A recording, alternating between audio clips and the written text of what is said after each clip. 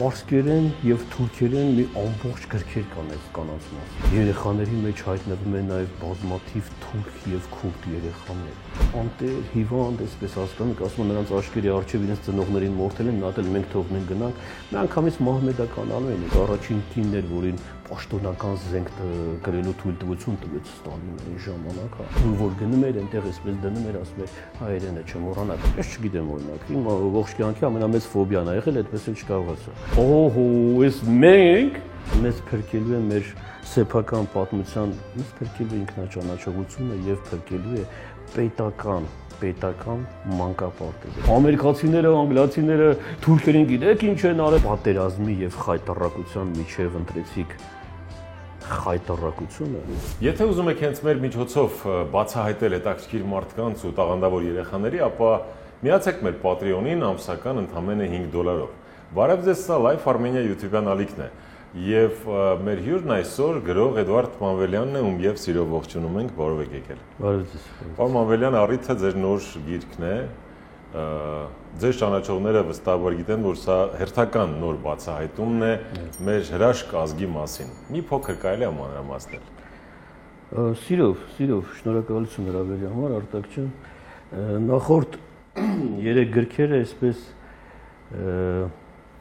հավաքեցինք աշխարհով մեկ մեր ժողովրդի զավակների կենսագրականները, քիչ հայտնի կամ նույնիսկ ընդհանրապես անհայտ այսպես։ 4-րդ գիրքը այսպես թիմով մտածեցինք անակնկալի պես մի բան անել, չգիտեմ ինչքանով է ստացվել, հետո թրծողը կասի, որոշեցինք միայն հայուհիներին կանանք։ Կանայք բնականաբար շատ են, բայց որոշեցինք էլի կենսագրականներ այսպես առանձնացնել, գտնելու համար նրանց, ում անունները երբևէ չեն հնչել, բայց երբ որ մենք հասանք կենսագրականներին, երբ որ կարդացինք, երբ որ հավաքեցինք, իմիջիայլոց էմոցիոնալ տեսակետից շատ այսպես հուզական ստացվեց աշխատանքը, որովհետև այդ ամիսների ընթացքում ինչքան որ խմբագրեցինք, ինչքան որ գտանք, ինչքան որ թարգմանեցինք, որովհետև այստեղ Եթե կարելի է ցույց տալ։ Հա, համեցիկ։ Այսպես։ Հա։ Այստեղ կերպարներ կան, ում կենսագրականները ստանալու համար մենք մեր խմբագրի հետ երևի թե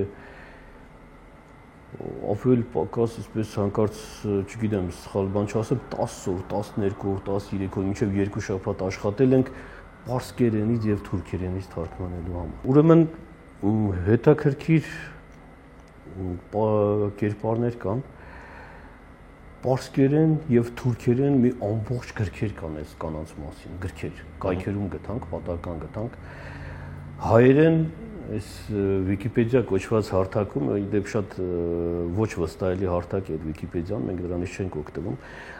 Ամեն դեպքում 2-3 նախադասություն երևի թե որ այսպիսի կին ինչ-որ մի այսպիսի կին է եղել, апրել է Պարսկաստանում, այսպես ու վերջացավ։ Ծննդյան թիվն էլ սխալ էր գրված։ Հետո փորփրեցինք, գտանք, որ պարսկերենով մի ամբողջ գիրք էր նվիրված այս կնոջը, այս կինը համարվում է այսօրվա ժամանակակից Պարսկաստանի ժամանակակից կրթության հիմնադիրը, առաջին մանկապարտեզի հիմնադիրը, առաջին մանկապարտեզի։ Եվ զարմանալի է, երբ որ այս կնոջ կենսագրականը սկսեցինք այսպես կամաց հավաքել, պարզվեց, որ նրանից առաջ ուրիշ մի հայուհի էլի առաջին մանկապարտեզներն էր հիմնել Թեհրանում, բայց միայն հայ երեխաների համար։ Այսինքն այդ հայկինը հայ երեխաների համար մանկապարտեզ էր այսպես հիմնել, հետո այս հաջորդ կին արդեն, ում մասին մենք խոսել ենք գրքում, որոշեց, որ արդար չէ այսպես միայն հայերի համար եւ մահմեդական երեխաները սկսեցին այցելել առաջին մանկապարտեզը եւ տեսնես ինչ այսպես հարգանքի տուրք մատուցելով են խոսում այդ կնոջ մասին պարսիկները, ինչպես են նրան ներկայացնում, այսինքն Պարսկաստանի Մոնտեսորին, այսպես ասած, հա, ժամանակակից իրենց կրթության, բայց Հայաստանում էլ եմ ասում մեկ նախադասություն, այսպիսի մի կին կամ ապրել է կամ չի ապրել, չգիտեն, կամ Օսմանյան կայսրության տարածքում արտակ շատ սարսափելի ճակատագրերի հանդիպեցինք, սարսափելի ճակատագրեր, օրինակ ինձ Ես ինքս էլ պիտի անկեղծ խոստովանեմ, էլի միշտ մտածել եմ, ասում եմ, լավ 1900 15 թիվ, դրանից առաջ 1890-ականների վերջը գիտեմ Համիդյան ջարդեր, դրանից առաջ էլ մի բան չէ, դրանից հետո հետաքրքիր է հայեր ինչու են մնացել Ստամբուլում, կոնկրետ։ Լավ, ի՞նչն էր ստիպում այս մարդկանց այդքանից հետո նույնիսկ մնացին, ապրեցին, արարեցին, նորից, այսինքն թվում էր թե պիտի փախնեին, էլի, այսինքն ես գոնե մտածում եմ հակասական էր շատ։ Ասում եմ, ինչի համար եք մնացել լավ։ Մատել դե մարդկանց այբուբենը ստեղծեցիք, տվեցիք իրանց հետո նորից առաջին դպրոցներ, հետո առաջին վիրաբույժներ, առաջին իրավաբաններ, այսպես։ Ու երբ որ հասանք այս կանանց ճակատագրերին, ես մի անգամից փոխեցի իմ կարծիքը լրիվ հակառակը եւ հասկացա, այս կանայք ու մասին մենք խոսել ենք կոնկրետ Օսմանյան կայսրության տարածքում ապրող Համիդյան ջարդերից մինչև Մեծ Եղևն ընկած շրջանը եւ նրանցից շատերի անունները վստահաբար եմ ասում Հայաստանում չեն էլ լսել։ Գուցե գրական շրջանակները ինչ որ միտեղ գիտեն, ասենք լսել են, բայց չի շրջանառվել այս անունները, որովհետեւ նրանք հիմնականում գրողներ են եղել, ասենք, բայց մեր նպատակը չի եղել խոսել նրանց մասին իբրև ասենք ստեղծագործողների, գրողների, այլ գործի մասին եւ եկանք հասանք այդ պահին, երբ որ պատկերացնում ես տղամարդիկ, իրենց ամուսնացած են եղել, երեխաներ են ունեցել, տղամարդիկ ստիպելով փորձել են տանել կանանց Եղեռնից հետո, Համիդյան ջարդերից հետո։ Չգիտեմ նավով պիտի փախչեն, ինչ այսպես կանայք հրաժարվել են եւ սրա ամբողջ շեշտը դրված էր որբերին տիրություն անելու վրա, որովհետեւ որբերը մնացել էին մի հատ որբացել էին ծնողների կողմից, մի հատ էլ մնացել էին այսպես եւ չակերտավոր եւ առանց չակերտների անտեր ուղակի փողոցում։ Այդ ժամանակ առաքելական եկեղեցին այս կանանց հետ այդպիսի մի բան են կազմակերպում, որ փահավաք էր կոչվում, փորձում են հավաքել երեխաներին եւ հետաքրիր է, որ այդ որփահավաքի այդ ընթացքում երեխաների մեջ հայտնվում են նաև բազմաթիվ թուրք եւ քուրդ երեխաներ։ Այսինքն փողոցներից այսպես հավաքելով գալիս են, որ երեխան մտածում են Եղեռնից հետո, բայց թուրքերի երեխաներ են լինում, մեջը քրդերի երեխաներ են լինում, բոլորին հավասար պահում են։ Եվ հենց այստեղ, որ նայում ես կոնկրետ անուններ չեմ ուզում տալ, ընթերցող հետո կարդա, երբ որ այսպես ընտանեկան վեճերի մեջ, որ ուզում են հեռանալ, բան այս կինն ասում է դու հիվանդանոցներ, որ փաթեթներ մտել եք։ Տղամարդկանց չեմ ասում, ես կանանց եմ ասում է հայկին դու ինչ այսպես խղճով կամ ինչ բարոյական ու հոգեբանական, չգիտեմ ինչ ոնց ես դու թողնում գնաս ուր ես գնում։ Ասում է ես չեմ գնա, ես պիտի մնամ, ոնց որ իմ երեխաները այնպես էլ էս երեխան ոչ մեկը չունեին։ Անտեր, հիվանդ, այսպես հասկանում եք, ասում են նրանց աշկերի առջև իրենց ծնողներին մորթել են, մի հատ էլ մենք թողնենք գնանք, մի անգամից մահմեդականալու են, ես չգիտեմ ինչ էր լինելու։ Հետո արդեն գալիս է մեր Մարթայան Հակոբը, ում մասին ես չեմ ուզում խոսել, մենք նախորդ գրքում ենք խոսել, որը ստեղծեց թուրքերենի այսպես ժամանակակից այբուբենը, հա։ Ու այսպես պատկերը ոնց որ թե ամբողջացավ, ես հասկացա թե ինչ է արել այս կանայք առանց մեծ բառերի ես վստահաբար ասում եմ նրանք առասպելական կերպարներ են եղել։ Այս կանանց անունները հատիկ պիտի այսպես նկարներով ծանոթացնեին, դպրոցներում բերեին, ասեին դուք ճանաչում եք այս կանանց։ Դուք լսել եք նրանց մասին։ Նրանք նաև ֆեմինիստներ են եղել, այդտեղ պահերին, ասենք, պայքարել են կանանց իրավունքների համար։ Հետո այստեղից անցանք, գնացինք, հասանք Պարսկաստան, առաջին դպրոցներ, առաջին մանկապարտեզներ, առաջին վիրաբույժ, կին վիրաբույժ, որ չէին էլ ուզում բան տալ, հա, այդ ինչ էր կոչվում այլն, այդ լիցենզիա կոչված է։ Արտոնագիր չէին ուզում տալ, հա, ասում են ոնց թե կինը վիրաբույժ, բայց առաջին կին վիրաբույժն էր։ Հետո գնացինք, հասանք ԽՍՀՄ նախկին, այսպես կարելի ասել ԽՍՀՄ, այն ժամանակ նախկին չէր։ Արցախից ընտանիքը աքսորեցին Բաքու, Բաքվից աքսորեցին Ուզբեկստան, հա, ու այդ երեխան ծնվեց, հասնում են Ուզբեկստան, մի ուզբեկ է ուղղակի այսպես որ գնացքից իջնում են, կավեդ են բերում է գնացքից իջեցնում, ասում են այդե գնացիք դուք, մնում են ճանապարհի կեսին, ուր պիտի գնան, ինչ պիտի անեն այսպես։ Մի աղջիկ ունեն, մեկ կինն էլ հղի է արդեն, հա։ Ինչ որ մի ուզբեկ է այսպես երևի խղճին տալիս է, ասում է ես ձեզ տեղ կտամ, եկեք ու տանում է այդ աղավնաբունը։ Այդ ծերտերի մեջ ասում է այս այն ունեցած աղավնաբնում պիտի ապրեք, Արցախցի այդ ընտանիքի։ Այդտեղ էլ կինը արդեն երկրորդ անգամ այդպես լույս աշխարհ է բերում այդ աղջկան եւ այս աղջիկն էլ երևի թե չգիտեմ ամենաֆենոմենալ կերպարներից, ասենք ԽՍՀՄ-ի շրջանում իմիջիայլոց առաջին կինն էր, որին պաշտոնական զենք գրելու թույլտվություն տվեց Ստալինը այն ժամանակ, կապիտանի թե մայորի կոչում տվեցին Թամարա խանում։ Այս կինը դարձավ հանրահայտ այսպես երկչուհի, ամբողջ աշխարհով պատտվում էր ու մահմեդական կանանց, այսպես ասած, իրավունքների պահապանը, ինչի համար ծայրահեղականները նրա հորը սպանեցին։ Երբ որ ինքը սկսեց արդեն երգեր պարել, ծայրահեղականներն ասեցին, մի քիչ հարիր չի, կնոջ էսպես դեմքը բացել ես երեխային էսպես այնպես, ու հորը սպանեցին, բայց այս կինը դարձավ այսպես հանրահայտ Թամարա խանում, ասենք որ Ուզբեկստանում ֆիլմեր են նկարել, չգիտեմ, այսպես հարյուրումի ֆիլմեր կան, չգիտեմ, գրքեր, բայց պետք նստել խոսել, թե Թամարա խանում մեզ ոչինչ չի ասում։ Ու երբ որ արդեն հարցազրույցներից մեկի ժամանակ ինքը խոստովանում է, ասում է ես խանում չեմ, ես Թամարա Պետրոսյանն եմ։ Պարզապես երբ որ արդեն պիտի Կրեմլը կարծեմ ինչ-որ հյուրախաղերի թե ուր պիտի գնային, ասեցին քեզ բեմական անուն է պետք, Պետրոսյանը չի աշխատելու այստեղ։ Թամարա Պետրոսյան Արցախից ասեցին չի աշխատելու այստեղ, խանումն էլ այդպես այդ միջին այսօրում կնոջը դիմելու այդ հարգի ձևն էր, ոնց որ տիկին այսպես ասած, ասեց դե գոնե այսպես չարիքներից փոքրագույն խանումն էր ու դարձավ Թամարա խանում, բայց ինքը խոստովանում է, հետո ասում է ես Թամարա խանում չեմ, ես Թամարա Պետրոսյանն եմ։ Պարոն Մամիրյան, այսինքն հայուհիներ, որոնք չնայած իրենց դառը ճակատագրերին, ըստ էության լուսավորչական գործունեությամբ են զբաղվել եւ տարբեր երկրներում առաջադիմական բաներ են արել։ Դառնալով առանցքը։ Պարտադիր է եղել, Արտակ ջան, մենք օրինակ հիմա դուք մի քանի օրինակ ասեցիք, բայց ընդհանուր պատկերը, որպեսզի մարդիկ հասկանան, թե ինչով են սնվելու ձեռք բերելով այս գիրքը, ես ուզում եմ ամբողջական տեսեք, հիմա ես ձեզ հարցնում եմ որտեղից կարող են ձեռք բերել։ Գրքերը մենք նախորդ անգամ էլ ասեցինք, գրախանութներում չկան, ինչպես նախորդ երեքս, այլ միայն պատվերներով, հեռախոսահամարներով, եթե կարելի եթերում ես կասեմ, եթե չէ, մենք հետո կգրենք դուք։ Համեցեք հիմա էլ ասեք։ Եթե կարող եք ասել, ուղղակի 096 99 62 62 կամ 098 90 63 78, այլ տարբերակ չկա, որևէտեղ չի վաճառվում։ Եթե ինչ-որտեղ վաճառվում է, սա արդեն օրենքի խախտում է, որովհետև գիտեք, ինչպես է աշխատում օրենքը, գրախանութներում չկա։ Հետո հիմա մենք կրթված մարդիկ ենք, սովետական շրջան ենք անցել, բավական կարգին կրթություն ենք ստացել, սովետի ժամանակ կրթությունը շատ ուժեղ էր, ես բան չունեմ ասելու։ Հիմա ձեզ հարցնեմ, ասեմ Արտակ ջան, ով է հայկական սոխակ, աշխարհում են ասում հայկական սոխակ։ Գոհար Գասպարյան։ Տեսնում եք։ Մի ամբողջ աշխարհում գիտեն, չէ՞, եթե մենք ասում ենք հայկական սոխակ, մենք գիտենք Գոհար Գասպարյան, բայց մենք հայկական սոխակ ունենք 1890 թվականին։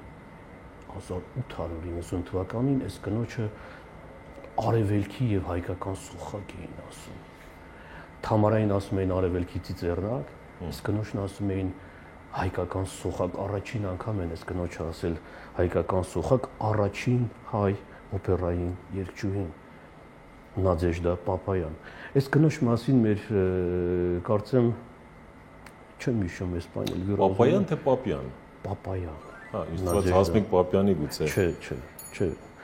Նադեժդա Պապայան բավականին դրամատիկ ողբերգական ճակատագիր ունեցավ, սպանեցին նրան, տակավին երիտասարդ, մի քանի կոպեկի համար այսպես ուղղակի, բայց երբ որ նայում ես, ասենք, այս կնոջ անցած ճանապարհը, ինչ բեմեր, ինչ, հետո գնացինք հասանք Ամերիկա։ Քեթի Բերբերյան, ասենք, այս անունը ես ինչ-որ մի տեղական չի սնկել էր, բայց երբ որ կարդացինք, ասենք, այն, չգիտեմ, էլ ասենք, այն աշխարհի հռչակավոր կոմպոզիտորները անձամբ այս կնոջ համար օպերաներ են գրել, ձոնել եւ գրել հատուկ նրա ձայնի համար, որ որևէ մեկը պիտի մոտ չգար սրան։ Հասկանում եք։ Ու երբ որ նայում ես, ասենք, Նադեժդա Պապայան Միլանի կոնսերվատորիա գնացում է Լասկալաներ, Փարիզի օպերաներ, ասում ես, ժողովուրդը նշանանակ Գոհար Գասպարյան չկար, բայց իհարկե Գոհար Գասպարյանը եկավ, ամենայն հարգանքով Գոհար Գասպարյանն է, բայց Նադեժդա Պապայանի այսպես կենսագրականը մնաց պատմության փոշուտակ հանճարեղ կերպար, հանճարեղ։ Կամ ասենք Սիրանուշի կյանքը, որ գիտես դիվիզիաների բանակային կորպուսների աշխատանք է տարել Սիրանուշը։ Մենք փորձել ենք գրքում ցույց տալ ոչ թե ստեղծագործությունը, Սիրանուշը հայ բեմի, ասենք, չգիտեմ, դերասանուհին, այսպես կարելի ասել, ու ինքն է որը, բայց փորձել ենք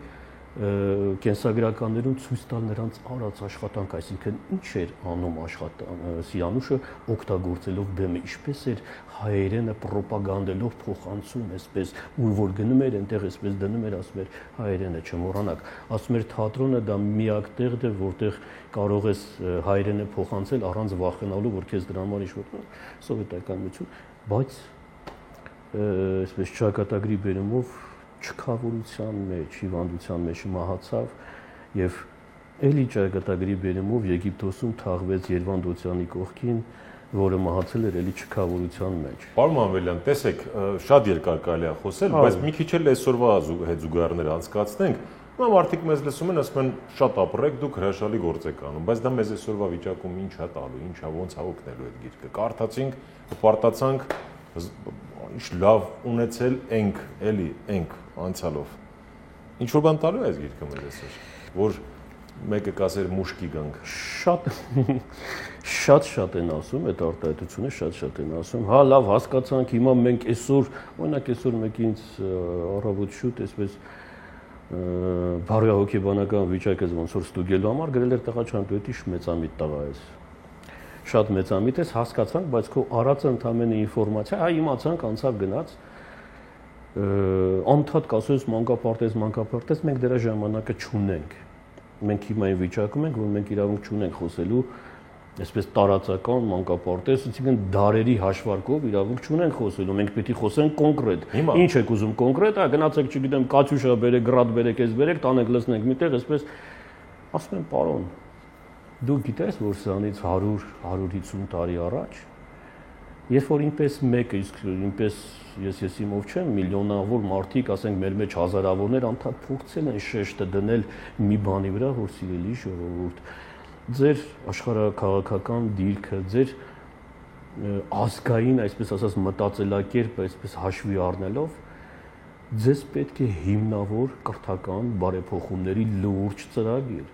Սրա մասին խոսել են 100-150 տարի առաջ, բայց որովհետև Համիդյան ջարդեր էր, հետո Եղեռն էր, հետո չգիտեմ ինչ էր, հետո դրանից առաջ էր, հետո դրանից առաջ Շահ Աբասն էր, չգիտեմ, հա, ասենք 1600 թվականներ, միշտ հասարակությունը այսպես հակասել, ասել հիմա դրա ժամանակը չի։ Հիմա զենք, գնացել են զենքով հարցերը լուծել են կամ չեն լուծել, չգիտեմ, հետ են եկել տուն եւ նորից անցել են հին կյանքին։ Այսինքն 94 թվականին բավականին այսպես բարեհաջող մեզ համար, ասենք, հա, քաղաքական այսպես աշխարհագրական առումներով մենք վերադարձանք տուն 94 թվականի մայիսի 8-ին։ Հետո մեզ տրվեց 30 տարի, այսպես ինչ տվեց, ֆորա տրվեց, այսպես ասեցին, ապրեք։ Ստեղծեք ձեր համակարգը։ Հա, ստեղծեք 30 տարի ժամանակ ունեք, մենք չգիտենք 30 տարի ունենք, թե չէ, բայց 30 տարի ձգվեց այդ ընթացքը։ Հետո պարզվեց, որ ում հետ մենք խնդիր ունենք, մեր եւ նրա միջև մի 7 հատ էլ սար կա, որ այդ սարերը մենք մեզանով ենք արել, հա, մեզնով ենք արել։ Միջև այս մարդը հանկարծ մի օր փորձի հետ գալ էս ամեն ինչ էծեվի, 7 սար պիտի անցնի, 7 շրջան, չգիտեմ այսպես, մենք էլ 30 տարի եւ 7 սար ունենալով հանդերձ ուղիղ 15 վայրկյանի մեջ տանուլ տվեցինք համ այդ սարերը, համ այդ ամեն ինչը եւ ոչ միայն հետ չգնացինք այդ հին տակառին, որ գոնե տակառի մոտ, այդ տակառից էլ մի 200 կիլոմետր 300 դար հետ ընկանք։ 300 դար է չէ, եթե պատմությանը նայենք, ես չգիտեմ, ասենք լենք թեմերն ու պարսկական փղերը հիմա կծիծաղեին մեր վրա, դիք ասենք տղեկ, մենք չկարողացանք անել այն, ինչ որ դուք արեցիք ձեր ձեռքով։ Հա, ասենք, ես չգիտեմ, հազարամյակներ այնտեղ փղերից ու չգիտեմ, ոչ ոք չէր մտել Արցախին։ Արցախցին, որ ապրում էր իր հողում, հանկարծ վերցեցիք ու տվեցիք սրան։ Հիմա ասում ես, եկեք գիրքը կարդանք, ասում ես կարդին Նադեժդա Պապան աշխարհի առաջին օպերան երգչուհին եւ ոնց է դրանով կարողացարը հետ բերել։ Ինչ ասենք, ես դե տանեմ Թուրքին ասեմ, Արիստոտելը տես մենք Նադեժդա Պապան ունենք։ Ասում եմ լավ, հիմա հանկարծ համահայկական մոբիլիզացիա։ Օրենք ենք հանում, որ մենք շատ այսպես վտանգավոր գոտում ենք ապրում, կառավարությունը որոշել է բոլոր չափած տղամարդկանց զինել, օրինակ, օրենքով Դուրը ծեծում են կամ գալիս եք տղեկ ջան, այս զենքը քեզ ամեն վարքյան ինչ-որ խնդիր կարող է լինել։ Այդ խնդիրը մի 10 օր, 15 օր կամ մի ամիս հետո միջև հասնի մեզ, այդ բաժանած զենքով արդեն ամեն մեկ իր 4 հարևանին գնդակարած կլինի ամենակիչը։ Այսինքն այդ զենքը, որ բաժանեն մեզ մի 20 օր էլ ժամանակ տան, ասել սպասեք, հեսա խնդիրը գալիս է, մինչև այդ խնդիրը գահստի, այդ զենքից մեզ ոչինչ չի մնա, մեկ։ Երկրորդ, այդ զենքը, որ բաժանեք այդ հասարակությանը, ես մեկին գիրեմ, որ ասում էր մաչակալի տակից ինչ-որ զենք մենք հանեք գնացեք։ Այս դեպքում այդ զենքերը տենց մտցնել են մաչակալի տակ, ասեն ես ոչինչ չեմ տեսել, նичего не видел, ничего не знаю, այսպես մայա խատաս կրայու։ Մեկը գալու է այդ ժամանակը, կռիվը կլինի թե պատական կլինի թե ինչ կլինի, մեկը մի քիչ տոկոսն է, որ գնում է դրան, հասկանում ես Արտակ ջան, իսկ ավելի զորավոր ինքնապաշտպանողական եւ հարձակվողական զենք, քան գիտելիքն է, աշխարհում դեռ չեն ստեղծել։ Եվ ինքնապաշտպանողական եւ հարձակվողական, բայց գիտելիքը հասարակության ձեռքը ժողովրդի, հասարակություն չասենք, ժողովրդի ձեռքը տալուց առաջ, հիմա մենք որ տալիս ենք, դու պիտի նախապատրաստես ժողովրդին, թե ինչպես օգտագործել այդ զենքը։ Ավելի առարկայական խոսենք, Քեթի Բերբերյանի մասին մարդը իմացավ, ի՞նչ է դա տալու, որ ինքը իր ազգից չզզվի, հակառակը հպարտանա։ Չէ, մեծ հաշվով այստեղ երկու ծայրահեղություն կա, Արտակ ջան։ Եթե մենք լողալ չգիտենք, ես չգիտեմ օրինակ, իմ ողջ կյանքի ամենամեծ ֆոբիան ա եղել, այդպես էլ չկարողացա։ Եթե ես լողալ չգիտեմ, ինչ տարբերություն ես կխեղդվեմ 3 մետրանոց լողավազանում իմ տանդեմը, թե Մարիանյան իշխվածքում 11 կիլոմետր 300 մետր, օրինակի համար։ Եթե ես ոտքերի ու շարժունակության խնդիր ունեմ, ասենք հավասարակշռություն, ինչ տարբերություն մեջքի վրա հետ կգնամ գետին, թե քիթ բերանի վրա։ Այսինքն երկու ծայրեղություն կա։ Մեկը պաթոսը, տեսեք մենք։ Հիմա այսպես կարճ պիտի անդրադառնամ, բայց չեմ էլ ուզում անդրադառնալ, որովհետև հանկարծ ասենք այս երեխեքի ականջ են գնի, ասեն ես մենք ես ինչ ուժեղ ենք, որ մեզ անդրադառնում են, ինչ-որ անծանոթ երեխեք են։ Ինձ ընկերներից մեկն էր ուղարկել, աչքիս ընկավ, այդպես ռիլներ են պատրաստում, Facebook, Instagram, բան չգիտեմ, ինչպես հայտնի այրի մասին խոսում են, իմիջիայլոց մոտից էլ եմ ինչ-որ բաներ տեսել, այսպես նկատել եմ, բայց չէ։ Ռիլներ են այսպես պատրաստում, իսկ դու գիտեիր ու բավականին ասենք այնց կոշտ կոպիտ փողոցը հայերենով են իրար հետ խոսում։ Այնպես էլ չէ, ասենք խոսում են, ու դու գիտեիր, որ Խանջան աղասին ասենք օրինակ չգիտեմ կամ ասենք այսպես խոսում են, լավ են անում, մեծ հաշվով ասենք լավ, բայց ճանապարհը տեսնելը եւ ճանապարհը անցնելը հիմա 17-18 տարեկան տղան ու 45-50 տարեկան տղամարդը եթե կանգնեն բարձրահարկ շենքի կտուրին, երկուսի առջև նույն տեսարանն է բացվելու։ Բայց այն 45-50 տարեկան տղամարդն արդեն ամեն անկյունները գիտի, ճանապարհը տեսնելը եւ անցնելը դրանք տարբեր բաներ են։ Գուցե դուք տեսնում եք նույնը ինչ որ ես, բայց ձեր փորձառությունը դեռ մնացել է ձեր մանկապարտեզի եւ դպրոցի արանքում։ Ձեր փորձառությունը ձեզ թույլ չի տալիս ճիշտ ներկայացնել գիտելիքը, այսինքն Աղասի Խանջյանը Սովետը թալանում էր, բերում էր Հայաստանն էր կառուցում։ Էմի չեմ ուզում մեկնաբանել, բայց մի անգամ տակը գրեցի, որ ասեցի տղեկ մի քիչ զգուշ եղեք, ամեն դեպքում մարդիկ կարդում են, էլի, ասենք ես չգիտեմ որտեղից եք վերցնում այս ինֆորմացիան, բայց Աղասի Խանջյանն ով էր սովետ քանդեր բերեր, ասենք Երևան կառուցել։ Սա այն Աղասի Խանջյանը, որ Ստալինի մի զանգով Գյուլբենկյան Գալուստին խայտարակ արեց, պատվազրկեց։ Խայտարակ արեց եւ սա այն Աղասի Խանջյանն էր, որ Ստալինին անձամբ դիմեց նամակով լուծարել հայ առաքելական եկեղեցին եւ չեղյալ անել կաթողիկոսի պաշտոնը։ Մյուս Ստալինն էր զարմացել նույնիսկ, ասում էր Աղասի, այս նույնիսկ Ստալինը զարմացավ, ասեց, այսինքն այս երեխեքը մենք այտենց կարողանում ենք ապշեցնել։ Տանում են պաթոսի ու վերջում էլ ասենք այդ ռիլի վերջում ասում է, բա ինչ էիք մտածում, ով եթե ոչ մենք, ավելի սարսափելի, ավելի կործանարար զենք, նույն գիտելիքն է հասկանում եք, նույն գիտելիքն է, Մեկի ձեռքին սա դառնում է վերլուծողական մի բան, մտածում ասենք, ասում կարդում ենք, ասենք ով է Էդուարդ Մանուելյանն, էլ այդտեղ կարդանք։ Նադեժդա պապա, երբ որ կարդում են 50, 60, 100 հոգի կպցնում են իրար, մի շերտն ասում է, էհե, եւ ինչ են արել Հայաստանում։ Մյուս շերտն ասում է, օհո, ես մենք այն երրորդ շերտը, քիչ, շատ քիչ շերտը, ասում է սիրելի հայեր, բա որ մենք էս ենք, բա ինչի ենք էս։ Ինչա այս մարդը ինչի համար աշխատում, այս մարդը փորձում է ձեզ ցույց տալ, որ Գեր հզոր ֆենոմենալ անհասկանալի կարողություններ դուք թողել եք բոլորին բացի ձեզնից։ Ամբողջ շեշտը ցանում էր դրա համար հեղինակի խոսքը գրքի սկզբում վերջաբան, նախաբան, այսպես վերլուծողական, որ սիրելի ժողովուրդ պաթոսից չեք կշտացել։ Դուք 100, 110, 120 տարի գոռացիք հասնենք Սասուն մտնենք Վան, բայց ոչ միայն Սասուն ու Վան չմտաք, այն եղածնել վերցեցին գնացին։ Դուք նորից հետևից գոռում եք մի օր կտանք, սպանենք, ջարդենք, արյան, հեղեղ, չգիտեմ, այսպես հայ Ամերիկա, հայ Ֆրանսիա, հայ Թուրքիա,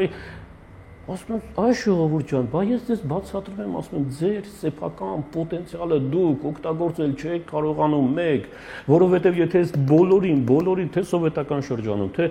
անկախ Հայաստանը առավել եւս ամերիկաներից, հնդկաստաններից, չգիտեմ, վերցնենք, բերենք Հայաստան, սրանցից ոչ մեկը չէր դառնալու այն ինչ որ դարձավ։ Հիմա ինչ եք առաջարկում, ծվրվենք աշխարհում եք։ Տեսեք, մեկն ասում է մենք ստեղծվել ենք հատուկ դրա համար, որ գնանք աշխարհի համար աղ դառնանք։ Ասում եթե դուք ստեղծվել եք, որ աշխարհի համար աղ դառնաք, բա ինչի եք նստել ձեր ճակատագրից բողոքում։ Ախր մեր հարևանները հələ տեսեք ինչ վատ տեղ են, այ ժողովուրդ ջան։ Սեփական պատմությունը իմացողի համար Հայաստանի աշխարհագրական դիրքը ոչ թե անեծք էր, այլ օրհնություն։ Պատկերացրեք Արտակ ջան, մենք ապրում ենք աշխարհների խաչմերուկում, ունենք զորավոր պոտենցիալ, զենքերը ստեղծել ես անցյալ անգամ մենք խոսեցինք, չէ՞, ինչեր էին արել այստեղ, գեներալներ, գիտնականներ, բժիշկներ, չգիտեմ, այսպես ամեն ինչը որ խառնենք իրեն, ունեն այսպիսի զորավոր պոտենցիալ, ապրում են աշխարհի խաչմերուկում, բայց իրենց պոտենցիալը տվեցին ամերիկացուն, անգլիացուն, հնդիկին, նրան Խաչմերուկն էլ պարզվեց մենք այնքան փոքր ենք, որ փոխանակ օգտագործենք իշահ, եկեք երկու դուր դնենք, այս կողմից թող ամերիկացիները գան, այս կողմից թող ռուսները գան, որը շատ փող կտա այն էլ։ Անցյալ անգամ ես կարծեմ ասացի, պատկերացրեք հիմա երկրագնդի երեսին, ասենք ռեսուրսների խիստ պակաս չէ, արդեն կամաց, այսպես է։ Պատկերացրեք երկրագնդի երեսին մնացել է մենակ Սևանը, օրինակ համար, չգիտեմ։ Ամբողջ աշխարհում են Նեպալներից, Սինգապուրներից, Ամերիկաներից, Մոզամբիկներից հանկարծ լսում են, որ անգլիացիներ, հրեաներ լսում են, որ աշխարհի երեսին միակ աղբյուրը մնացել է Հայաստանում։ Եվ պատկերացնում եք, չէ՞ պիտի բոլորը վազեն Հայաստան։ Այս հայերն էլ մտածում են, ասում են, արդեն սա բարձր մակարդակն է, ոչ թե հայերը, այլ նրանց ում մենք լծակներ ենք տալիս։ Մենք ենք տալիս այդ լծակները։ Եթե չենք էլ տալիս, թույլ ենք տալիս, որ նրանք հայտնվեն այդտեղ։ Այս մարդիկ են մտածում են, ասում են, այ ախպեր ջան, ինչև այդ Սևանից Վեդրո ջուրը վերցնենք, կեսը սրան տանք, կեսը նրան տանք։ Բերեք մի անգամից մի հատ լավ գին ասենք, այդ Սևանը մի անգամից տանք, ով շատ փող կտա նրան։ Ինչին լինենք Վեդրո ծախենք, մեկը հնդիկին տանք, մեկը չգիտեմ սրան տանք, մեկը այսպես են մտածել հայերը։ Հայերը չեն մտածել, որ սա ասում են կառավարության մակարդակի, բայց այստեղ կա մեդալի երկրորդ երեսը։ Մարդիկ հայտնվում են բարձր պաշտոնների, հետո ժողովուրդը սկսում են բողոքել, ասենք, էսի ճարեցիք, էսից, տո առաջինն էլ, տո երկրորդն էլ, տո 3+1 ֆորմատով, այսպես նայենք մեր անկախ Հայաստանի կառավարությունները, հա, 3+1 ֆորմատով։ Մեկը հետագնում 90-ականներ, ասում է, դե Վանոյի թիվներ, Վանոն դե ցիտում են, մեկը գալիս է այս կողմ, մեկը անուններ չտանք, էլի։ Հետո սկսում են բողոքել, ասում են սիրելի ժողովուրդ, մարդիկ, որոնք հայտնվել են իշխանության այդ լծակներին, ձեր միջից են գնացել։ Նույն մշակույթի կրողներն են։ Եվ ձեզանից որևէ մեկը չի կարող Աստծով երթում ուտել մեղայասու, որ իրեն տանեն դնեն այնտեղ, ինքը կդառնա մի հատ, չգիտեմ, այսպես Սա համընդհանուր մի մշակույթ կա, որը բերել է հասցել է այսօրվան, եւ սա եղել է այն պակասից, որ 100, 150, 200 տարի առաջ երբ որ ձեզ ասել են եկեք պետական մի մեխանիզմ մտածենք, որպեսզի կարողանանք ճիշտ դաստիարակել մեր երեխաներին մանկապարտեզում, ուղարկել դպրոց այնտեղ տարաճանաչություն, ուղարկել բուհ, ճիշտ մեխանիզմ մտածել, որովհետև այդ մեխանիզմը մտածելուց դեռևս 100-150 տարի հետո պիտի սերունդներ կրթվեին, այսպես որ կարողանանք ճիշտ ընտրություն անել։ Հա, բայց միշտ մեր մտել են մեր մեջ ու մեզ փորձել են պառակտել։ Օրինակ, գնանք Հռոմ, թե գնանք իր պարսիկների հետ։ Օրինակ գնանք թուրքերի հետ մտերմանանք ախբերություն անենք, թե վсё բոլշևիկների ոչը բռնենք։ Հիմա արևմուտք, թե Ռուսաստան, մարդիկ էլ կան ասում են Չինաստան maybe։ Պարոն Ամելյան, օրինակ սա հարցադրում չի, որը պետքա մեր միջից հանել ընդհանրապես, թե պետքա վсё հասկանանք ում տակ պարկենք։ Չէ, արտահայտությունը իհարկե սիրուն չի, դիվանագիտությունը ինքը ընդունված, ասենք, կարգ է, չէ՞, աշխարհի այսին մարդիկ գիտեն դիվանագիտությունն ինչ է, բայց դիվանագիտությունը ենթադրում է մանյովրների արվեստ, այսպես խուսավարելու, այսինքն դու պիտի կարողանաս ճիշտ ժամանակին ճիշտ ստացվում, մենք էլ շախմատի աշխարհի չենք։ Բայց մեր մոտ չկա դիվանագիտություն։ Օրինակ ինձ որ անդադ ասում են Էդվարդ ջան, մեծ լսան ունեք, հետևորդներ ունեք, գրքեր մարդիկ գալիս են, ինչի երկրի վիճակի մասին, այսպես ասած, չեք խոսում, չեն հասկանում, որ սա ինձ երկրի վիճակի մասին է։ Ինչու քաղաքական, այսպես ոնց որ ասում են Հայաստանում քաղաքականությունը սումուել չէ, այսպես մարտեր առանց կանոնների։ Ես չեմ հասկանում, այդտեղ ինչ քաղաքականության մասին է խոսքը, այդտեղ մտնելու տեղ չկա, հասկանում եք, որովհետև գյումրեցիների ասած պազիգմ ժողովրդի մեջ 120-130 կուսակցություն ու չես հասկանում, բոլորը նույն բանն են գոռում, լար կամսարն էր ասում ժամանակին։ Ռամկավարներ, դաշնակներ, չգիտեմ, այսպես ասում եմ, բոլորը միասին գոռում են ազատ անկախ Հայաստան, ասում եմ, ես էլ նստած մտածում եմ, ասում եմ, լավ, միևնույն բանը ասելու համար 4 կուսակցություններ ինչի համար է։ 4 ամենը։ Հիմա որ լեր կամսարին արություն տանք, ասենք վարպետ մի արի տես ի՞նչ է կատարում այստեղ։ Այսքան կուսակցությունների մեջ բոլորի մեջ պարտադիր կա ժողովուրդ բառը, ազգ բառը, հայրենիք բառը, պարտադիր։ Անկախ բառը, հա, չգիտեմ, անկախ էս ինչ, ժողովուրդ էս ինչ, չգիտեմ, ազգային էս ինչ։ Բայց նայում ես, ասում ես, այ սիրելի հայեր, պատկերացրեք բոլորը մի ավտոբուսի մեջ եք, հա։ Այդ ավտոբուսը այսպես բոլորով միասին դեմով, ընդդեմով, չգիտեմ, այսպես այդ ներսի այդ ձեր հավաքական այսպես կերպարը վստահել եք վարորդին, հա, վարորդը նստած, այդ վարորդը քշում է ուղիղ անդունդը։ Դուք տեսնում եք անդունդը եւ տեսնում եք, որ այդ վարորդը դիտավորյալ տանում է ձեզ անդունդը։ Բայց դուք վարորդին թողել եք։ Վարորդից այս կողմ այդ 120 ասենք կուսակցություններով իրար ով էր մեղավոր, էս ինչ էր, մեկ էլ դրսից կրակոց է լսվում Արտակ ջան։ Ասում են վարպետ կանգնի, ավտոբուսը կանգնեցու, ավտոբուսը կանգնում է, ասում են հիմա տես ավտոբուսի մեջ ինչքան 18 տարեկան երեխա ոլորտի չեք դուս։ Դուք այս ավտոբուսը մի հատ sense շրջափակեք, տեսեք ով այնտեղից կրակում, մի հատ դրանց դեմն առեք, մինչև մենք շարունակենք այս ամեն ինչ ավտոբուսի ներսում, իսկ վարորդը շարունակի մեզ տանել դեպի անդունդը։ Այդ ընթացքում 18 տարեկան երեխեքից ոչ մեկ հետ չի գալիս, չի բարձրանում ավտոբուս։ Սրա մարազմ, հասկանում ես, այդտեղ ինչ քաղաքականության մասին է խոսքը։ Լավ, քաղաքականությունը թողնենք։ Հիմա այս մեր խաղաղասեր երիտասարդը ուզում է խաշմելու դարաշրջան բացի, բան, ասենք, Պորանում ավ չի տենում էլի, այսինքն կամ չտենալու է տարի, որ Սիրիայի մտել են խաղաղասեր տղեկը թուրքական։ Հաթաթ գյուլելով գնում են ավելին, նկարում գցում են, որ ցույց տան, որ մենք ով ենք։ Դրանք հենց այդպես չեն նկարում։ Հիմա այստեղ ասպատ դեպ, հիմա ֆրանսիացին գցեց, ամերիկացին շանտեղ չի դնում, Վենսի հետ հազիվ միջանցքում են մի բան փոփքերում։ Հետո ցարը չի պատասխանում, դե ինչ անի ես խեղճ տղեն։ Խեղճ հարիֆը ներողություն բառից համար տարածված ձևակերպում կա։ Հիմա խնդրեմը դեռ է այդ կառավարչի, թե խնդրեմը ընդհանրապես որ մեզ չեն սիրում, բայց եթե չեն սիրում, ինչու չեն սիրում։ Մի քիչ սիրեք էլի, ասում մի քիչ մերձավորներին սիրեք էլի։ Առաջին Նա մեզ ով է փրկելու, ով է մեր դաշնակիցը իրական։ Ես ասեմ պատմությունով ուղղակի։ Ես մեզ փրկելու է մեր սեփական պատմության, մեզ փրկելու է ինքնաճանաչողությունը եւ փրկելու է պետական մանկապարտեզը, պետական։ Հիմա այդ մարդն այսօր առօր գրել է, ասում է, շպանկապարտեզ քար, բետոն, չգիտեմ, այսպես շինարարություն, ասենք մանկապարտեզ մարդիկ մտածում են ինչ-որ շենք կառուցենք, շենք կառուցելու շենքի մասին են խոսում։ Ոնց որ ասում ես եկեղեցի, մարդիկ գնում են շենքի, ասենք տաճարի, ասենք Իմ առաջին աշխարհամարտից հետո Թուրքիան շատ ծանր վիճակում էր եւ ոչ թե կայուն ծանր, այլ անկայուն ծանր վիճակում։ Մարդը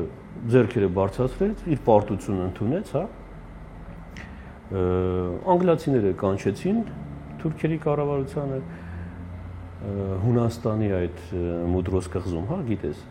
անգլիական նավի վրա վերեցին, ասեցին արի ստորագրի տղա ջան, ձեռքդ բարձրացավ եւ ասա որ զդայոմսու, հա, ոնց որ ասում են Վասիլի Ալիբաբայևիչը։ Թուրքերը գրեցին, ստորագրեցին, որ մենք պարտավորվում ենք զորքերը դուրս բերել Կիլիկիայից, եթե ոչ, անգլիացիները եւ ամերիկացիները, դաշնակիցները պարտավորվում են մտնել հենց Թուրքիայի տարածք եւ իրենց ուզածի պես, ասենք, այդ հարցերը կարգավել։ Ասեցին դուրս եկեք։ Հայերին ու միջալոց այդ Մուտրոսի պայմանագիրը հայերը այսպես խանդավառությամբ ընդունեցին, ասեցին, օ, տեսեք, ամերիկացիները, անգլիացիները թուրքերին գիտեք ինչ են արել, ասենք հիմա այսպեսի մի բան, որ ասենք հանկարծ մենք լսենք, հա, TV-ով, կասեն, օ, տեսակ Պուտինը ոնց ստիպեց, Թրամփը ոնց ստիպեց, թուրքերը ինչ են ստորագրել։ Թուրքերը դուրս չեկան Կիլիկիայից։ Հակառակը լրիվ ուրիշ բան արեցին, արդեն եղավ եւ որևէ դաշնակից զորք չմտավ այնտեղ։ Ֆրանսիացիները ճիշտ ժամանակին կարողացան սովետական շրջանի մուլտ ունեինք, հիշես, ասում են нашим деле главное вовремя смыться։ Ժամանակին գտան, եկան, հա, ժամանակին դուրս եկան, ճիշտ ժամանակին, որովհետև Քեմալը եւ ֆրանսիական կառավարությունը արդեն ընդհանուր եզրեր գտան, սա արդեն եղերնից հետո, ընդհանուր եզրեր գտան, հա, եւ ընդհանուր եզրեր գտնելուց հետո Քեմալն ասեց, որպես բարեկամքի դրսևորում, պարոն Ֆրանսիա, կխնդրեի այդ հայկական կոչված լեգիոնը, որ մեզ շատ մեծ վնասներ տվեց առանց այն լուծարեք։ Ֆրանսիացիները լուծարեցին հայկական լեգիոնը։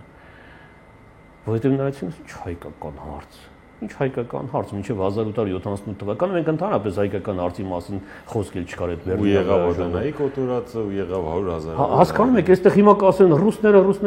ժողովուրդ ջան։ Եթե գնանք ցարական Ռուսաստաններից պատտելով գանք, ընդամենը պատմություն է սա։ Եվ այդ Մուդրոսը ես ասում եմ, միջև այդ Վիլսոնի այդ հայտնի թուղթը, այն ժամանակ էլ Վիլսոնի թուղթը գոյություն չունի, որ կապել են Վիլսոնի թուղթը։ Բախր դրանից առաջ պայմանագրեր կար։ Երբ որ անգլիացիները Չեմբերլենին ուղարկեցին բան, Մյունխեն, ասեցին մի գնա տես այդ Հիտլերն ինչ ուզում էլ այսքան։ Ավստրիան վերցրել էր արդեն, անգլիացիները խառնվեցին իրար, ասեցին Չեմբերլենին ուղարկեցին, ասեցին գնա տես Հիտլերն ինչ ուզում։ Ավստրիան վերցրել էր, Չեխոսլովակիայի, ասենք, այդ Սուդետների մարզը վերցրել էր Հիտլերը։ Չեմբերլենը հետ եկավ Մյունխենից, Մյունխենյան պայմանագիր գոյություն ունի, հա, բայց այսպես քաղաքական շրջանակներում պատմության մեջ ավելի շուտ ոչ թե քաղաքական կոչվում են Մյունխենյան դավաճանություն։ Ինչի համար, որովհետև ըստ այդ պայմանագրի անգլիացիները մեղմ ասած փուրը տվեցին Լեհաստանին։ Հիտլերին ասեցին ինչ ուզում ես արա։ Ստալինը պակտը ստորագրել էր չհարցակվելու պաշտպանության եւ Լեհաստանի, Պրիբալտիկային, Ֆինլանդիային, այսինքն ինքը Լիտվայի համար ստորագրել էր, որ ես քեզ կօգնեմ, Լատվիայի համար, Էստոնիայի համար, Ֆինլանդիայի, բայց մտավ։ Համ ինքը մտավ Լեհաստան, համ Ֆինլանդիա մտավ, ել չեմ ասում այդ Մերձբալտյան հանրապետություններ ուղակի բերեց, այսպես իրենով արեց, հա, երբ որ Չեմբերլենը հետ եկավ Անգլիա ու ներկայացրեց այս Մյունխենյան պայմանագիրը որպես հաղթանակ, այդտեղ Չերչիլի հայտնի արտահայտությունը կա, չէ, ասում եմ դուք պատերազմի եւ խայտառակության միջև ընտրեցիք խայտառակությունը, դրա համար կստանաք խայտառակ պատերազմ։ Այսինքն միևնույն է դուք պատերազմը ստանալու եք, բայց հիմա կստանաք խայտառակ պատերազմ։ Այդ Մյունխենյան այդ բանն էլ էլի շատ հետաքրքիր է, որ նայում ես այդ պայմանագրերին, խաղաղության պայմանագիր, աշխարհի երեսին որևէ խաղաղության պայմանագիր իր վերջնակետին չի հասել, չի եղել այդպես բան։ Գոյություն ուներ հավերժ, այսպես գերակա պետական շահ։ Թուրքերը կարողացան ֆրանսիացիների հետ խոսել, ասել, պարոն Ֆրանսիա, մի հայերին նայի, եկել մեզ նայել։ Հիմա Եվրոպայում արտակ ջան շաբաթը 1, 10 օրը 1, ասենք խանութներ կան, սուպերմարկետներ կան, որ թուրքական ապրանքների օր կա, ասենք, այդ հսկայական Ֆրանսիայում այդ լայնածավալ գյուղատնտեսություն սպասում են ֆրանսիացիները 10 օրով, 15 օրով, որ թուրքական պանիր առնեն։ Այսինքն այդ թուրքերը կարողանում են այդտեղից պանիրը բերել, հասցնել Ֆրանսիա եւ վաճառել այնպիսի մի գնով, որ ֆրանսիացիները չարթեն իրար կելով, որ այդ պանիրից կարողանան շատ ընտիր պանիր, շատ համով պանիր։ Դա Հիմա որ ֆրանսիացիներն հարցնես, ասես հայրը քեզ ինչ են տալիս, օրինակի համար, ասենք ինչ հետ են ասոցացնում Հայաստանը, ասենք Ազնավուրա, Մանուշյանը։ Չէ, մարդու մասին չի խոսքը։ Տնտեսություն, այսպես ասենք, չգիտեմ, կոնյակները Ռուսաստանից ինքով չէր ասում, չգիտեմ։ Դե կոնյակի դեն ասոցացնում, բայց իրանք են ստեղ մշակում։ Դե կոնյակը հենց կոնյակի ռեգիոն, այդ կոնյակ անունը ֆրանսիական կոնյակի անունով է, հենց շամպայնը նույն, հա, շամպայնի անունով շամպայն էր, կոնյակի Հայաստանում շամպայն, կոնյակ, այսպես կարելի ասել ճիշտ է մերն էր, բայց այդ անունները այսպես փոխառնված էին, որովհետեւ Բայց ֆրանսիացուն կոնյակով մերն էլ չենք զարմացնել, էլի կներեք։ Չէ, ֆրանսիացուն ոչ գինով, ամենայն հարգանքով, ոչ գինով, ոչ շամպայնով, առավել եւս, ոչ էլ չգիտեմ կոնյակով հաստատ չենք զարմացնել։ Կան լավը գուցե, չգիտեմ, ես այդպես սիրահար չեմ, բայց չեմ կարծում թե կզարմացնեն։ Ասածս արտակ չեմ, որ պայմանագրերը չեն աշխատելու։ Պարոն Ավելյան, ավարտում ենք որպես ամփոփում, էլի, ինչ անել է, վերջո որն է ձեր որպես գրողի, որպես մտավորականի, մշակութային գործչի գլխավոր ուղերձը, եւ ձեր գրքով, եւ ձեր գրքի ասելիքով, եւ որպես մարդ քաղաքացի։ Դուք ունեք ձեր աուդիտորիան, ձեր լսարանը եւ ինչ անենք, լավ, վերջո հիմա այդ կարիքը բոլորս ունենք։ Մենք իսկապես ծանր վիճակում ենք եւ հոգեվոր ասելիքի ուղերձի կարիք կա այսօր։ Հիմա տեսեք, Արտակ ջան, եթե մենք դուրս են գալիս փողոց ու հորդառատ անձրև, հա, անձրևանոցը շատ անհրաժեշտ մի բան, բայց երբ որ անձրևը դադարում է, այդ անձրևանոցը դառնում է, չգիտեմ, ծանր մի բան, որ չես ուզում այդ քաշ տալ, մտածում ես միտեղ թողնես դա, հա, բայց անձրևի ժամանակ դա շատ կարևոր է։ Առաջին օրից, երբ որ սոցիալական ցանցերից այսպես անցանք արդեն գրքի մտադրության, անընդհատ թե YouTube-ի մեր ալիքով, թե Instagram-ով, թե չգիտեմ Telegram-ով, թե նույն Facebook-ում, նույն գրքերում, 4 գրքերում արդեն այդ ուղերձներով, նախաբաներով, վերջաբաներով փորձել ենք պահել այդ մի ուղերձը, որ սիրելի հայեր, ձեզնից առաջ, եթե ոչ առաջ կամ գոնե ձեր հետ, չգիտեմ, ասենք մարդկության սկզբնավորման մասին է խոսքը, աշխարհի եսին ապրել են շատ խելացի ժողովուրդներ, հույներ են ապրել, ասորիներ են ապրել, չգիտեմ, այսպես մենք չենք գծել տիեզերքի առանցքը, մենք չենք պահում, այսպես ասած, այդ ձգողականության ուժը մեր վրա չի, հասկանում եք, այսինքն այնպես չի, որ հայերն են, ասենք, հայերի հաշվին է երկրագունդը ապրում կամ չգիտեմ, չէ, խելացիներ կան բոլոր ազգերի մեջ, օրինակ, չգիտեմ, սերբերներ են, ելնեն գորային, ասենք, չգիտեմ, կամ Տեսլա ունենք, կամ նրանք ասեն, մենք Դա Վինչի ունենք, կամ չգիտեմ, նրանք այսպես չի, այդ փոքր ազգի կոմպլեքս կար մեր մեջ ձևավորված, դա դեռևս են նախասովետական ու շատ նեղելուց եկավ այդպես, այն Շահաբասի ժամանակներից, երբ որ անդադ նեղել, անդադ տեղը անուններ, եկավ այդ փոքր ազգի կոմպլեքսը, որ անդադ ուզում են գոռալ, որ տեսեք, մենք, ոնց որ մեր տեղը իմացեք, բայց որովհետև պատմությունը չգիտես դու չես էլ պատկերացնում, որ դու փոքր ազգ չես, եւ թվով, եւ առավել եւս ինտելեկտով եւ ուղեղով։ Միայն թե նորից եմ ասում, ճիշտ օգտագործելու դեպքում այս գիտելիքը, որ հիմա անգնում է այդ երիտասարդների ձեռքը, ինտերնետի տալ, ռիլներ, չգիտեմ, այսպես ոչ թե վերցնել տալ ժողովրդին ասել գերեք ու կշտացեք, սա պաթոս է, ով եթե ոչ մենք կամ այն երկրորդ շերտը, հա, որ մեզ ինչ, այլ այն երրորդ շերտը, որ շատ քիչ է, այդ շերտի հետ աշխատելով կարողանալ կառուցել մի, այսպես ասած, համակարգային, ասեմ, ոնց ասեմ, չգիտեմ, այսպես մի սխեմա պիտի գծվել, որ սիրելի հայեր, երկարատև ժամանակահատվածով եթե վերցնենք, այսպես, հա,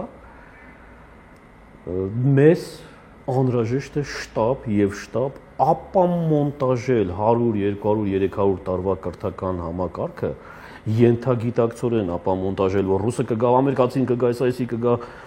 պատմության մեջ ոնց էլ փնտրեք գտնելու եք միտեղ, որտեղ անգլիացիները հասան եւ հայերին օգնեցին փրկվել Եղեռնից, անգլիական նավերը, ամերիկական նավերը, հա, ռուսներն եկան եւ այսպես իշխան Դալգարուկին հասավ մեզ փրկեց այսպես։ Պատմությունը ինքը ճշգրիտ գիտություն չէ, բայց պետք է ապամոնտաժել այդ ամեն ինչը, բացել սեփական տոհմածառի պատմությունը կարդալ եւ հասկանալ մարդկության սկզբնավորման առաջին օրից մինչև այսօր հունական դիցաբանական այդ ատլանտների պես ամենածանր շրջաններում լուրջ առանցքային դեր ունեցող ժողովրդի զավակները, որոնք այստեղ այնտեղ դարձան այսպես հռչակավոր մարդիկ, սեփական երկրում անգամ անունները չգիտեն։ Դուք ձեր տոհմածառը չեք ճանաչում, ձեզ ընդամենը պետք էր հաղորդ լինել ձեր տոհմածառին եւ հասկանալ նման պոտենցիալ ունեցող ժողովուրդը ոչ թե պիտի ռուսի, ամերիկացու, ֆրանսիացու դուռը ծեծեր դիվանագիտությունը մի կողմ, բոլորի հետ պետք էր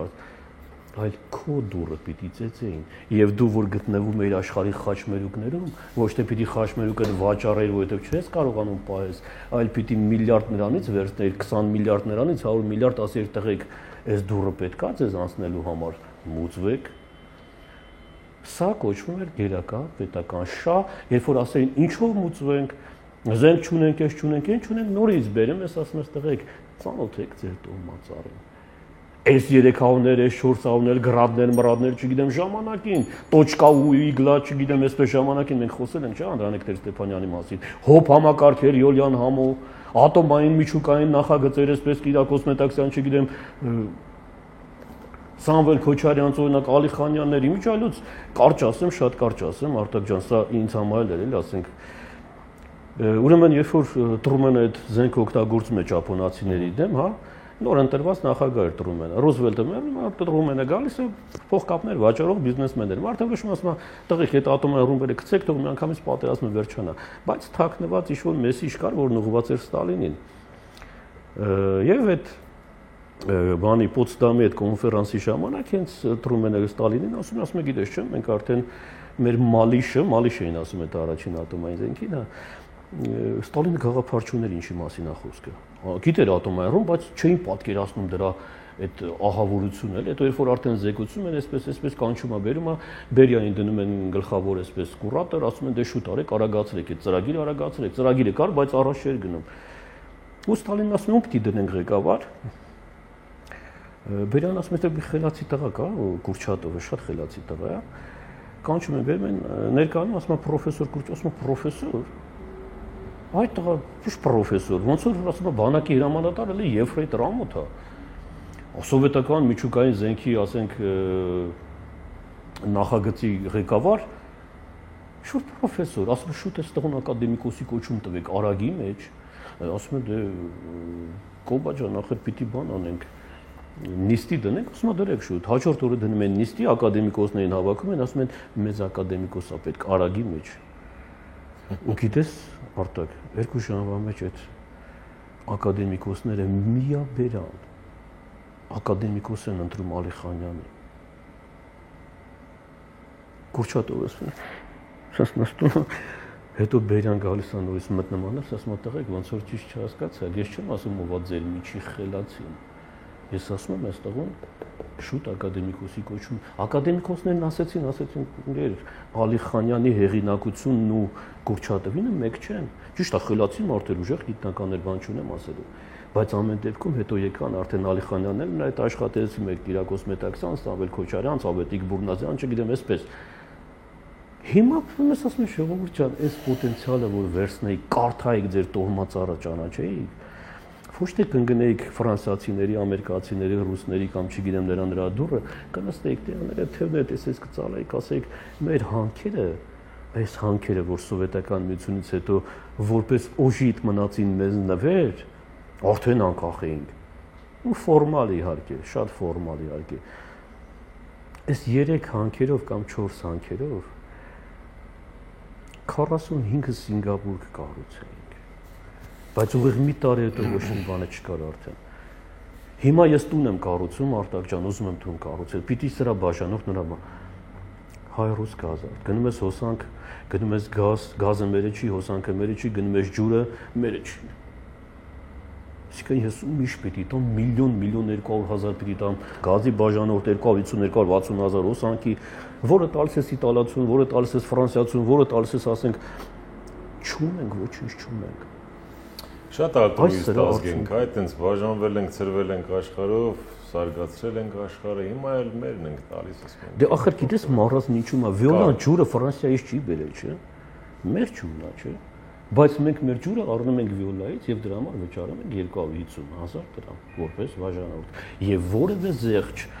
եթե գոնե սրանից մի 7-10 տարի առաջ գոնե ինչ-որ ֆորմալ կերպով աշխատում էր, հա, որ գրպանիցդ կաներ, կասեր մարտական խաչ, մարտական ուղի, ասենք վիրավոր ազատամարտիկ, այսպես հիմա անցավ այդ շրջանել, ոչինչ չի պետք։ Պարոն Մամելյան, շնորհակալություն ձեզ հետաքրքիր մեկնաբանության, ձեր տեսակետների եւ ձեր արված աշխատանքի համար։ Միշտ հաճելի է հյուրընկալել եւ լսել նորություններ մեր մասին։ Շնորհակալություն, բարեկամներ, սա Live Armenia YouTube-յան ալիքն էր, որի հյուրն այսօր գրող Էդուարդ Մանվելյանն էր։ Շնորհակալ ենք նաեւ ձեզ հարցազրույցը դիտելու եւ մեր ալիքին բաժանորդագրվելու համար։